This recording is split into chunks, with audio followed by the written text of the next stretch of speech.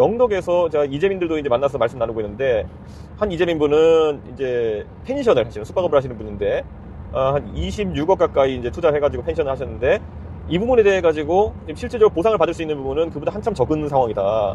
그리고 그 상황 속에서 결국 이분이 지금 이 상황이 자연재해냐 아니면은 사회재난이냐에 대해 가지고 정확하게 인식해야 된다는 말씀 주셨어요. 사회재난과 자연재난의 차이가 뭐죠? 그러니까 이게 저도 사실 이게 법률적 개념인지는 저도 정확하게는 좀 따져봐야 될 것 같긴 합니다. 그런데 지금 어쨌든 우리가 재난을 분류할 때 정말 자연 발생적으로 일어난 자연재난과 뭐 사람의 실수나 뭐 사회 시스템이 개입돼서 일어난 사회재난 이런 식으로 분류를 하다 봅니다.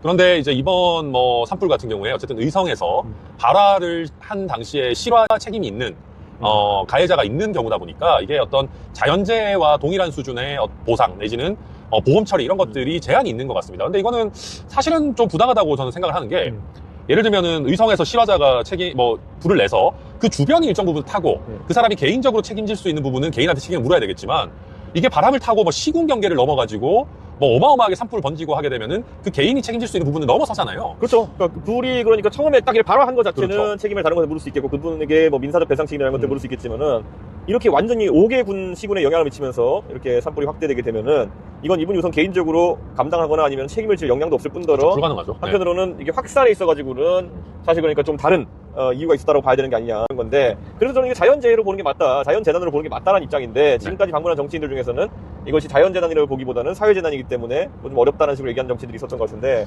그러니까 이런 부분이야말로 사실은 해석을 우리가 좀 더 현실에 맞게 해야 되는 부분이고 해석만 가지고 선례를 만드는 게 어렵다라고 하면은 사실은 이거는 충분히 입법을 통해서 좀 풀어줘야 되는 거죠. 이게